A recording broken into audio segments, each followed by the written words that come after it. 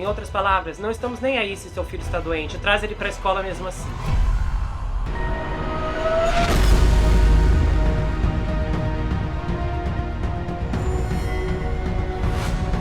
Oi pessoal, bem-vindos a esse canal, eu sou o Gustavo Negreiro, seu psicanalista favorito. Hoje estamos em mais um episódio da série Na Mira.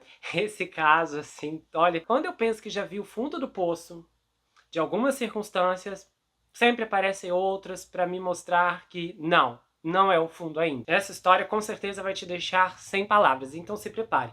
Eu quero inclusive te fazer uma recomendação quando você terminar esse vídeo, que você venha conferir um outro caso muito especial que fiz aqui no canal, que é A Família Perfeita do Horror. Eu vou deixar o link fixado aqui no primeiro comentário. Esse caso, ele não foi divulgado pelos grandes veículos de comunicação. A imprensa tem tentado esconder, encobrir, para que as pessoas não fiquem sabendo desse horror, mas você precisa ser informado. Então assista essa história e compartilhe depois para que mais e mais pessoas fiquem sabendo. E a gente vai começar esse episódio agora. Quando seu filho de 7 anos, Tristan, que é autista, não verbal, chegou da escola com hematomas e um caroço na cabeça, os pais do Bronx, Luiz e Michelle Dias, começaram a se preocupar. Eles pediram à escola que investigasse o incidente de 2021 e solicitaram um novo paraeducador para seu filho. A auxiliar da sala de aula não mencionou a lesão, apesar de enviar mensagens durante o dia. E os pais ficaram chocados, e isso apagou a confiança deles nela. Mas a busca da família por respostas e soluções os levou a um problema que eles não haviam previsto. A escola apontou o dedo para os pais de Tristan, alegando negligência e supervisão inadequada de seu filho. Logo, um assistente social da administração de serviços para menores, conhecida muito bem aqui no canal como ACS, a agência da cidade de Nova York, responsável por investigar suspeitas de negligência infantil, apareceu em sua porta. Eles estavam apenas tentando defender o filho e descobrir o que aconteceu como qualquer pai e mãe faria. Mas foi aí que a retaliação começou. Em novembro de 2021, o Luiz e a Michelle buscavam respostas sobre os ferimentos do Tristan há meses já.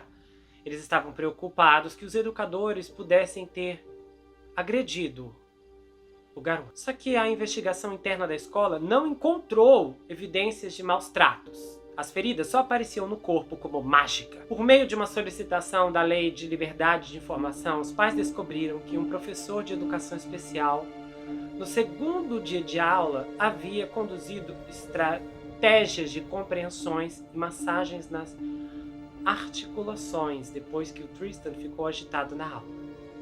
A escola não concluiu que a ação correspondia à punição corporal, mas para os pais era a prova que um educador havia posto as mãos no filho.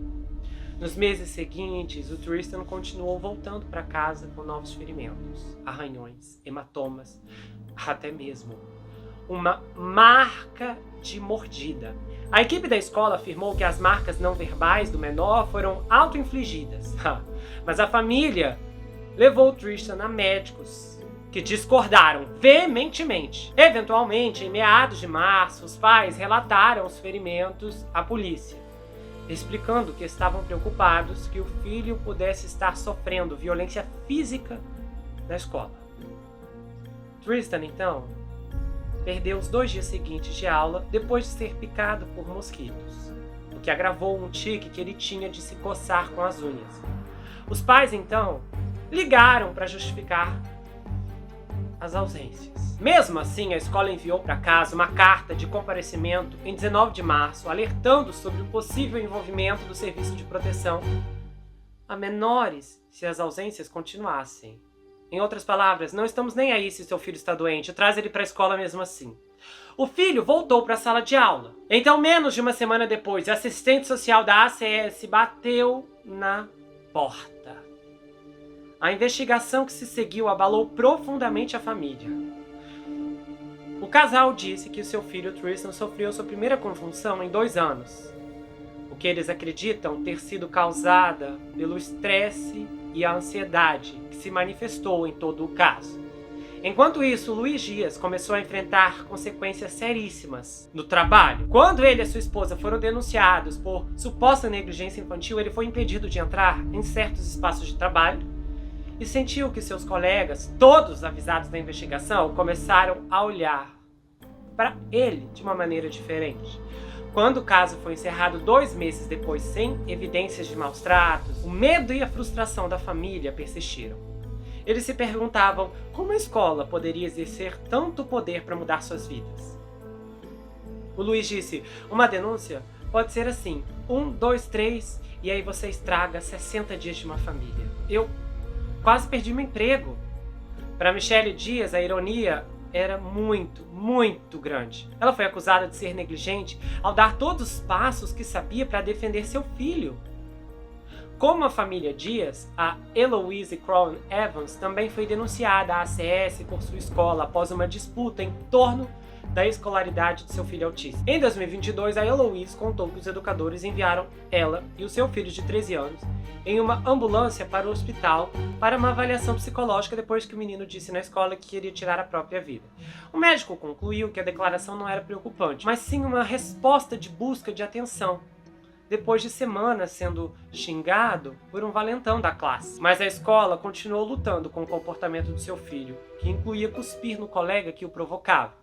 Então, no início de 2023, os educadores chamaram outra ambulância para uma segunda avaliação psicológica, dizendo a Eloise que se ela não aparecesse na escola e acompanhasse o filho, eles teriam que denunciá-la à ACS, como negligência médica. Aí ela obedeceu. Só que uma vez na ambulância, ela aceitou a recomendação de um paramédico que disse, olha, vai ser desnecessária a visita do seu filho no hospital. Estou vendo que o comportamento do seu filho está normal para um menino que está passando pela puberdade. Então ela assinou o formulário de liberação e a família foi embora. Pouco depois, a escola denunciou a mãe do Bronx à ACS. E eles começaram a intimidá-la. Ela disse, se eu não faço o que eles querem, então sou negligente. E ela suspeita que a sua raça e a classe influenciaram a percepção dos educadores sobre a sua paternidade. Ela falou, nós somos uma família negra em um bairro pobre, ficamos sem teto por 5 anos. Eles estão definitivamente nos colocando em uma caixa. Especialistas em bem-estar infantil dizem que viver na pobreza não significa necessariamente que os pais estejam negligenciando seus filhos. Desde que não haja maus tratos intencionais, famílias em dificuldades precisam de apoio, como alimentação, assistência com aluguel, em vez de envolvimento de serviços de proteção a menor. Erica Branton evitou por pouco uma investigação do Serviço de Proteção a Menores no início do ano letivo de 2022. Ela manteve seu filho Amir com necessidades especiais em casa por várias semanas porque a escola não providenciou para ele um paraprofissional que viajasse de ônibus com o garoto. Isso está estipulado no seu plano educacional. Aí a escola ligou para ela e disse, olha, nós vamos ligar para o Serviço de Proteção a Menor. E em resposta, a mãe, que também atua como membro do Conselho da Organização Sem Fins Lucrativos de Defesa da Família, forneceu documentação por e-mail mostrando que a escola havia prometido um membro da equipe no ônibus semanas antes e nunca cumpriu. Nisso, seu conhecimento evitou um possível relatório da ACS. Mas para os pais menos instruídos sobre seus direitos, isso teria causado pânico. A ameaça de serem separados de seus filhos nesses casos pode ser suficiente para fazer os pais desistirem de qualquer exigência que estejam fazendo por serviços educacionais. Segundo especialistas nesse tipo de situação, as escolas estão jogando isso na cara de qualquer pai e então eles cedem. Shalonda Kurtz Hackett, uma defensora dos pais no Brooklyn, disse: é uma ameaça tão forte que muitas famílias evitam completamente pedir os serviços aos quais os seus APEs lhe dão direito. A Shalonda também disse que as famílias frequentemente confessavam a ela, quando ela atuava em uma organização, que durante os estágios iniciais da pandemia, os alunos de educação especial não estavam recebendo a ajuda que precisavam, mas os pais pediram que ela não transmitisse as queixas à escola porque estavam preocupados com as possíveis repercussões. Todos eles diziam: eu não quero sofrer retaliação. A resposta da escola revela um padrão surpreendente. Em todo o maior distrito do país, pais de alunos com deficiência que falam em nome de seus filhos dizem que estão sendo acusados de negligência infantil ou violência infantil, uma tática que os defensores comentam que as escolas estão usando constantemente para intimidar os pais e coagi-los a abandonar suas preocupações e reclamações. Embora não esteja claro quantos relatórios podem ser retaliatórios, os educadores da cidade de Nova York fizeram mais de 3.500 ligações alegando suspeita de negligência ou violência de menores com deficiência nos últimos 2 anos escolares, de acordo com os dados obtidos através de solicitações de registros públicos. Cada um tem desencadeado um processo intrusivo que, na pior das hipóteses, pode levar à remoção de um menor da custódia dos pais. No entanto, os assistentes sociais encontraram evidências de irregularidades parentais em apenas 16% dos casos. E menos ainda, resistem ao escrutínio dos juízes. Em mais de uma dúzia de entrevistas, pais, advogados e pesquisadores relataram o que descreveram como uma prática comum de ameaças contra as famílias de alguns dos alunos mais vulneráveis do sistema escolar da cidade. Rima Iskert, uma líder dos pais do Bronx, que apoia famílias de menores com necessidades especiais em todo o bairro, disse: essas táticas de intimidação que eles fazem são horrendas. E isso tem se tornado uma tendência, porque todas as histórias parecem iguais. A tensão entre os pais de educação especial e as escolas de seus filhos é comum na cidade de Nova York, um sistema escolar famoso por não atender às necessidades dos alunos com deficiência. Em 2021, a cidade tinha um acúmulo de aproximadamente 9.400 reclamações de educação especial não resolvidas, pois os pais aumentaram a preocupação de que seus filhos com deficiência não estivessem recebendo serviços obrigatórios como fisioterapia ou aconselhamento. Em 2020, quase 21% de cerca de 1 milhão de menores em idade escolar da cidade de Nova York receberam serviços de educação especial em comparação com uma média nacional de 15%. Defender pessoas com deficiência é um direito protegido pelo governo federal. Só que ainda assim, pais de educação especial em todo o país têm relatado casos de punição por falar em nome de seus filhos. Em 2022, o Escritório Federal de Direitos Civis recebeu 1.708 reclamações de retaliação de famílias de alunos com deficiência. Numerosos blogs de pais escrevem casos anedóticos em que as escolas usaram relatórios de serviços de proteção a menor ou taxas de evasão escolar para punir famílias que defendem seus filhos com educação especial. A American Bar Association publicou um relatório de 2019 sobre os direitos legais dos pais de alunos de educação especial que se deparam com essas alegações. Eles disseram que os relatórios anteriores estavam revelando casos em que as escolas usam como uma ferramenta de defesa a ameaça de chamar o serviço de proteção a menor contra pais que irritam os educadores ou os administradores. Em outras palavras, cala a boca, a gente denuncia. Só que as famílias dos alunos de educação especial dizem que correm um risco particular pelo tratamento ilegal. A Anna Aarons, professora de Direito da Universidade de Nova York, disse: isso tem se tornado uma ocorrência muito comum. E quando as famílias têm trocas substanciais com a escola sobre os serviços apropriados para os seus filhos, isso pode resultar nos educadores chamando o serviço social dizendo: é violência. Os funcionários das escolas são uma das várias profissões legalmente obrigadas a denunciar suspeitas de negligência e violência infantil. Mas na cidade de Nova York e em todo o país, os educadores fazem uma parcela maior de ligações infundadas do que qualquer outra categoria obrigatória de reportar, o que significa que as famílias muitas vezes ficam desnecessariamente enredadas em um processo que descrevem como invasivo e traumático.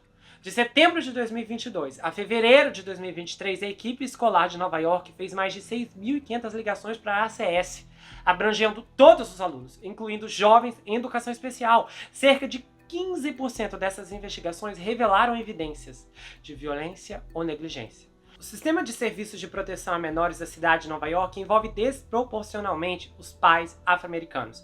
Em toda a cidade, cerca de 90% dos menores identificados nas investigações da ACS são afro-americanos ou hispânicos, enquanto juntos esses grupos raciais representam apenas 60% dos jovens de Nova York. Esses dados são chocantes considerando que Nova York é um dos estados mais progressistas de todo o país.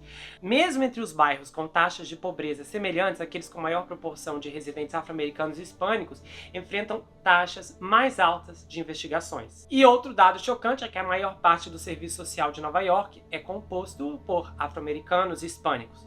Os dados do Estado no papel mostram que os alunos com deficiência são denunciados aos serviços de proteção a menores pelos educadores, aproximadamente na mesma proporção que seus colegas. Eles representam 21% do total de matrículas e 22% das ligações dos educadores para a linha direta de violência infantil. Mas o último número provavelmente está faltando a alguns alunos com deficiência. Alegações contra os pais de educação especial só são sinalizadas como tal se o educador que fez a ligação mencionar na admissão que o aluno tem uma deficiência. Então, o que quer dizer que alguns relatórios sobre alunos de educação especial podem nunca ser registrados dessa forma devido a erro humano. A Ana disse o seguinte: é provavelmente uma subestimação muito séria. Os educadores que ligam para relatórios podem facilmente deixar de mencionar a deficiência de um aluno. Paulette Haley tem 2 filhos com deficiência e muitas vezes auxilia outros pais em reuniões com a escola para elaborar planos educacionais individualizados, conhecidos como IEPs, para seus filhos com necessidades especiais.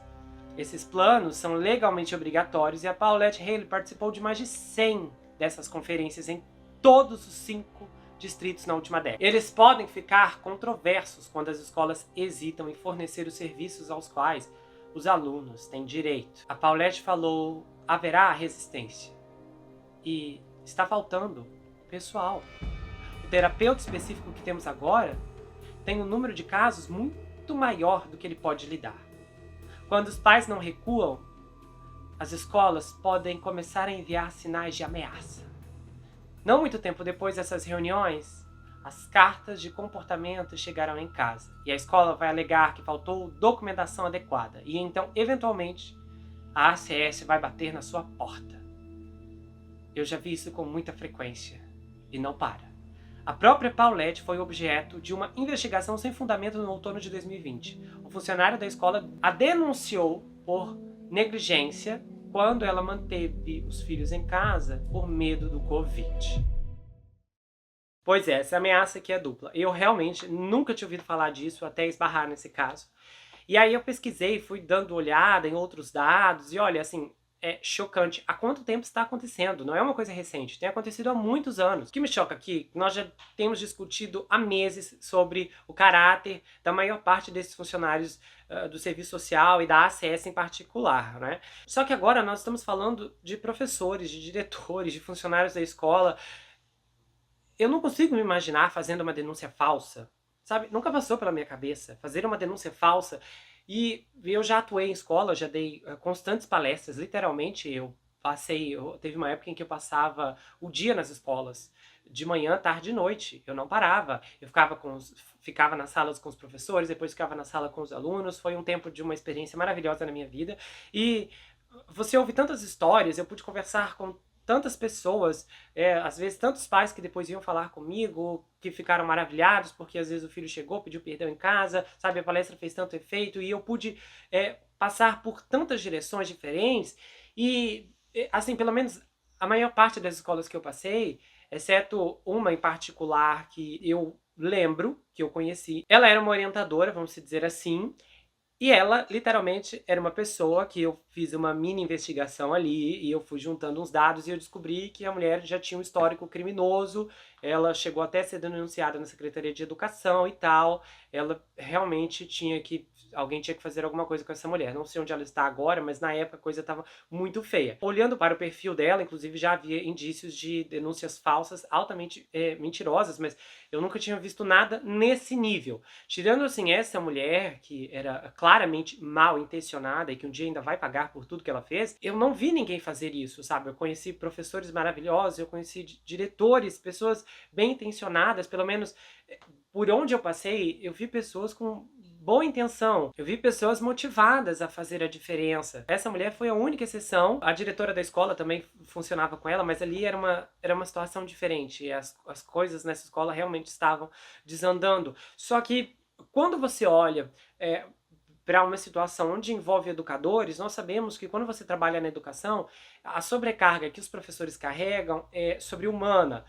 Tem toda uma série de circunstâncias que não são contabilizadas na folha de pagamento, né? Os professores, eles são pagos pelo tempo que eles ficam em sala de aula, mas ninguém paga o extra dos trabalhos que eles levam para casa, das provas que eles precisam corrigir, do trabalho que eles precisam fazer quando não estão na sala de aula. Quando você vê que essa profissão nem de longe é valorizada como merece, você fica perplexo quando entende que há profissionais desse nível nas escolas de Nova York, e nós temos, talvez aqui entra num problema, porque tem os sindicatos, e eu sei que eu estava lendo recentemente, bem antes de sonhar em pegar esse caso, sobre o sindicato de professores de Los Angeles, e, assim, os relatos que eu vi eram já apavorantes. O sindicato era uma máfia. Os professores literalmente te intimidavam se você era professor e não quisesse entrar para os sindicatos. Eles faziam greves absurdas. Eles fizeram greves, inclusive, em Los Angeles, na época, depois de um tempo da pandemia, para fazer com que os alunos não retornassem à sala de aula. Isso causou um atraso. Eles fizeram uma pesquisa mostrando os danos que isso causou nos menores